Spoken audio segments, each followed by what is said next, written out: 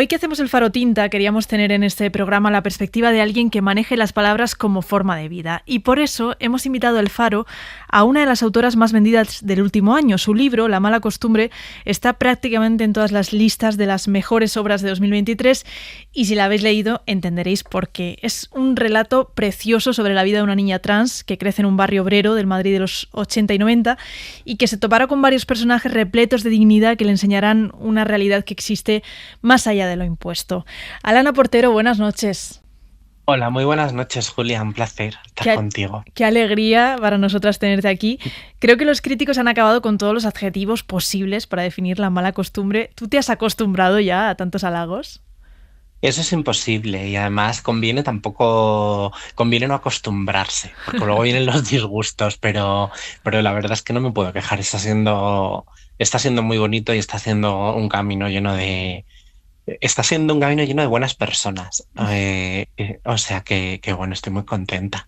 Bueno, ya que hoy estamos haciendo el Faro Tinta, me interesaba conocer tu forma de afrontar la página en blanco, porque tengo entendido que escribir La mala costumbre te llevó solamente un mes. Eso tiene que tener algún tipo de récord. Pues mira, no sé si es un récord, te cuento. Sí que fue un mes, fueron 296 horas de trabajo ininterrumpido, porque además las conté.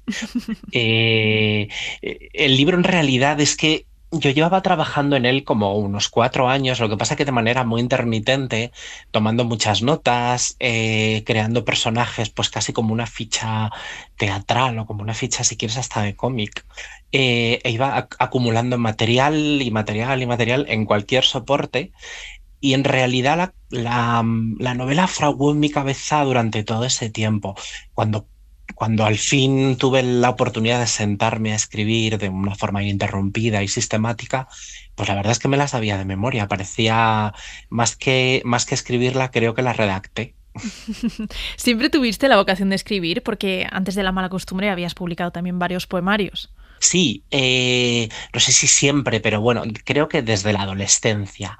Yo empecé a interesarme por la escritura escuchando música, en realidad, fue quien me llevó a escribir, ¿no? Es porque yo escuchaba, gracias a una tía mía que me iniciaba en música maravillosa, pues escuchaba a los Doors y escuchaba a Lou Reed.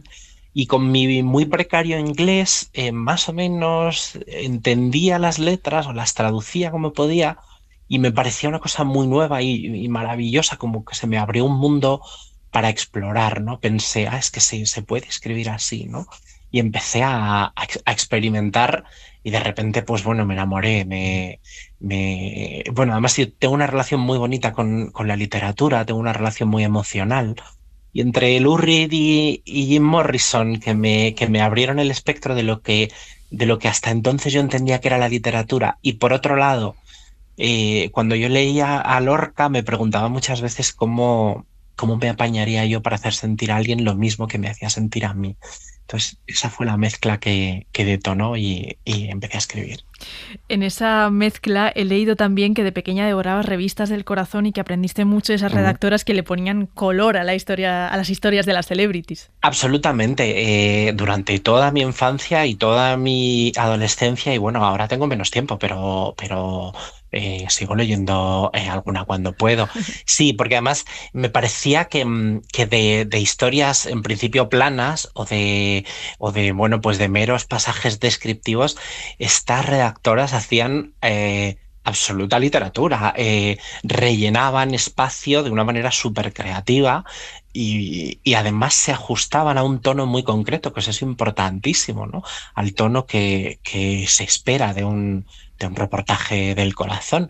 Entonces, a mí esto me influyó muchísimo y creo que es la definición de oficio más increíble que yo he conocido nunca, ¿no? Estas redactoras bueno, que de cosas muy pequeñas hacen temas enormes. Desde luego, hay mucha originalidad detrás de Mucha, esos textos. muchísima, sí. Los lectores a veces nos empeñamos en saber qué hay de real detrás de la ficción que leemos. En este caso, yo creo que todo es real y no precisamente porque sea una biografía, es que el retrato que haces de un barrio obrero como San Blas es real, la forma en la que relatas cómo se vive la infancia trans es real, pero me gusta mucho que reivindicas a menudo una cosa que es el derecho a la ficción, que no se presuponga que las mujeres escriben autoficción porque tengan algo en común con sus personajes, porque de alguna forma es como minusvalorar su capacidad para imaginar.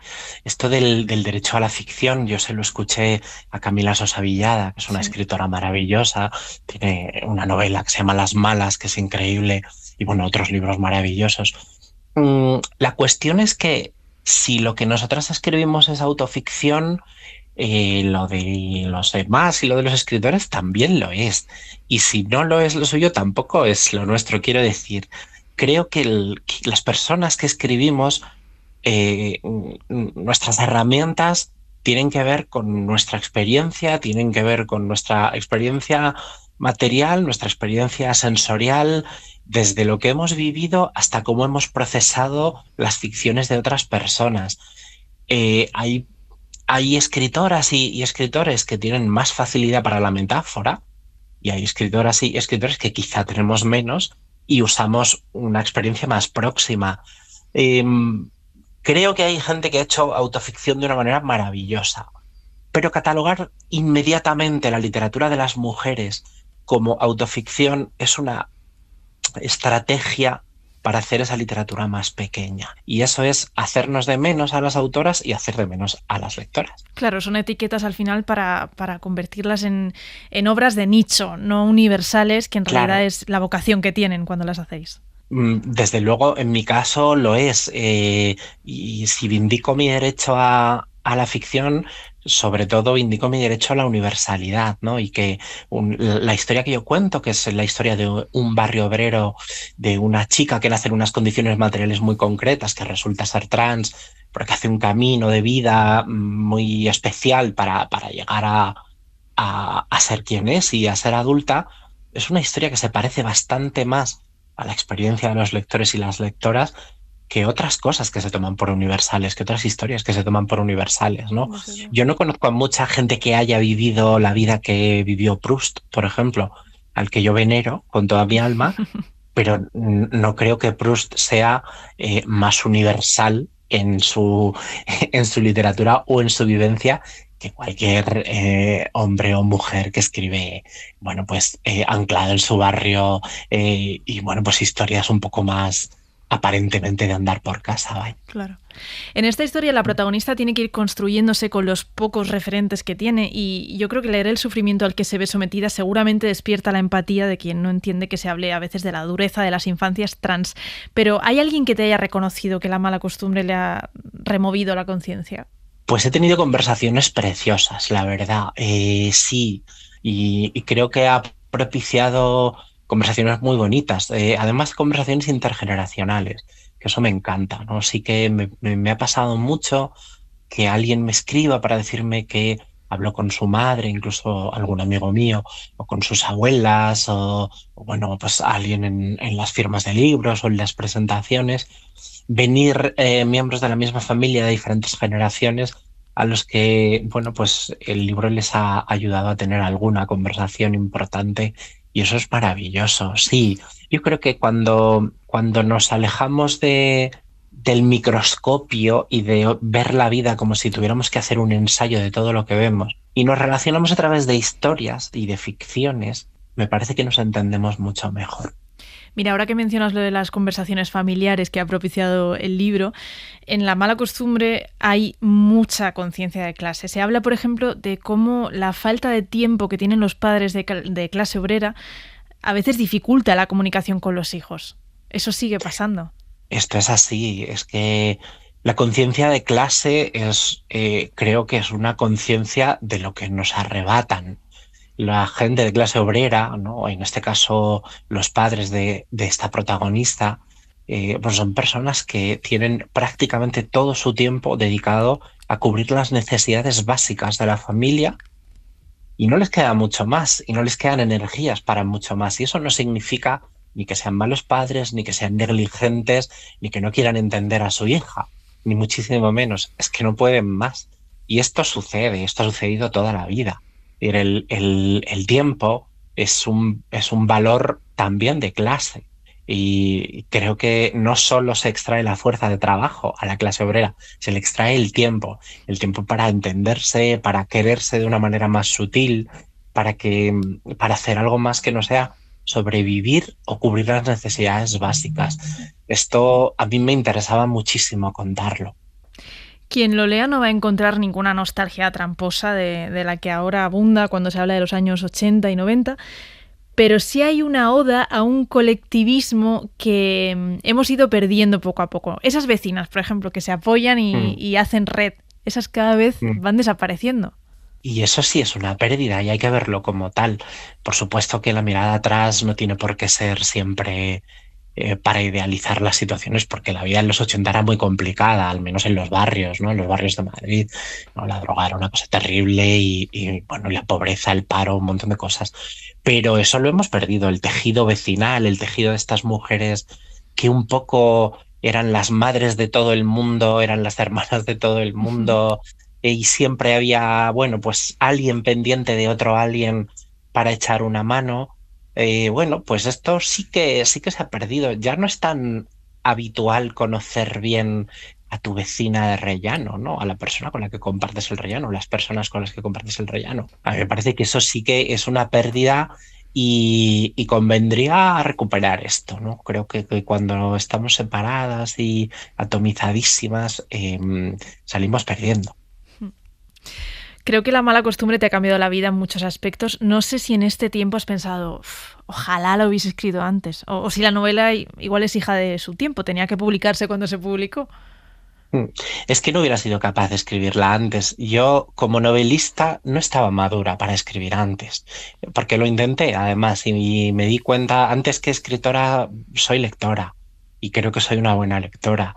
Y yo me di cuenta que no estaba preparada, necesitaba más madurez literaria, necesitaba seguir cultivando mi oficio. Entonces yo he necesitado estar más madura para poder escribir lo que yo considero una buena novela o la mejor novela que yo podía escribir en ese momento. Y bueno, luego por supuesto que la novela es hija de su tiempo, claro, eso es inevitable, eso quiera una o no quiera, eso es así. Aún así hay muchos tintes poéticos en esa prosa. Quien haya leído el libro sabrá de qué hablo y quien no lo descubrirá cuando abra la mala costumbre. Pero antes de que Seix Barral publicase el libro en español, ya se habían encargado de las traducciones a varios idiomas y hoy en día se puede leer en muchos países. ¿No te dio vértigo una salida tan potente? Absolutamente, bueno, todavía me lo da.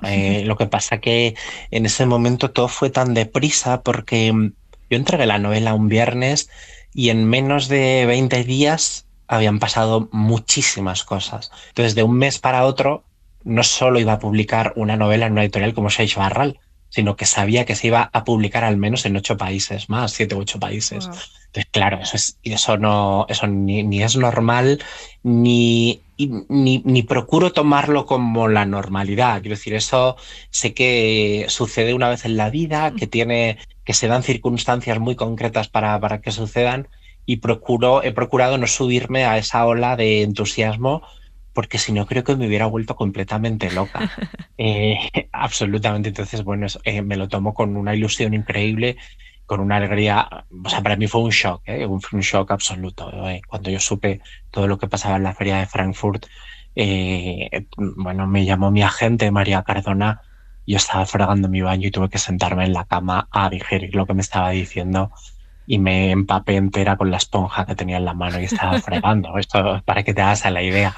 Entonces, bueno, claro que fue un shock, pero intento verlo como, bueno, ha sido una alineación de astros que tienen que ver con muchas cosas. Evidentemente algo tendrá el agua cuando la bendicen, Exacto. pero también hay un componente de suerte, de un trabajo muy bien hecho por parte de mi agente. Bueno, hay un montón de cosas, ¿no? Y eso, intento no perder esa perspectiva. El mismo día que presentaste esta novela, empezaste a escribir la segunda. ¿Cómo va ese proceso? Pues mira, el primer mes pude ir escribiendo cositas, luego he tenido que pararla porque estoy con un proyecto bastante grande bueno, que tiene que terminarse un poco de pergeñar este año con un guión. Sí. Y bueno, pues en cuanto termine con eso volveré a la novela, pero voy acumulando notas. Al final una no puede cuando ha abierto ya, o por lo menos yo, cuando he abierto ya esa, ese grifo, esa fuente, la novela se busca su sitio y cada vez es más demandante conmigo. Y creo que espero que hacia finales de año más o menos ya me pueda un poco encerrar con ella y dedicarle el tiempo que se merece. Es como una novela que está buscándote directamente, ¿no? O sea, está buscando a su Y escritora para que la escriban. Em, absolutamente, sí. este guión del que hablas, imagino que es la nueva versión de Mi querida señorita, ¿no? Hecha por los Javis, que se va a Sí, estrenar en Netflix. ¿Hay muchas sí. diferencias entre escribir un guión y una novela para ti? Para mí muchísimas, sí. Pero además es algo que yo estoy aprendiendo a hacer sobre la marcha. Pero sí, a mí me parece muy complicado, tienes que pensar de otra manera. Yo incluso tenía la idea de que podía parecerse a escribir teatro, pero tampoco. Realmente hay aspectos técnicos, aspectos narrativos que cambian muchísimo y que se aprenden sobre la marcha. Espero que ese aprendizaje sea de sus frutos y sobre todo que bueno, que también este inicio, esta primera vez que lo hago, esa frescura también que declara en el guión. Así Claro. que bueno, yo lo estoy haciendo con mucha ilusión, vaya. Bueno, antes de despedirte, Alana, ya que has dicho que eres muy buena lectora y que estamos en esa época del año que nos deja un espacio grande para la lectura, ¿algún libro que nos recomiendes para el verano? Uf, pues, ay, es que, mira, siempre que me preguntan esto se me agolpan 200 títulos en la cabeza, pero, pero bueno, pues mira, hay un libro que recomiendo siempre, que yo creo que lo ha leído la mitad del mundo, pero para la otra mitad que no, mi novela favorita es El hombre que se enamoró de la luna, de Tom Spanbauer, y creo que es un libro absolutamente maravilloso que abre un espacio literario precioso. Bueno, pues queda apuntado El hombre que se enamoró de la luna y desde luego para quien no haya disfrutado todavía con La mala costumbre, desde El Faro invitamos a hacerlo porque es un libro maravilloso. Alana, muchísimas Mm. gracias por haber estado esta noche con nosotras. Muchísimas gracias a ti, ha sido un placer. Un abrazo.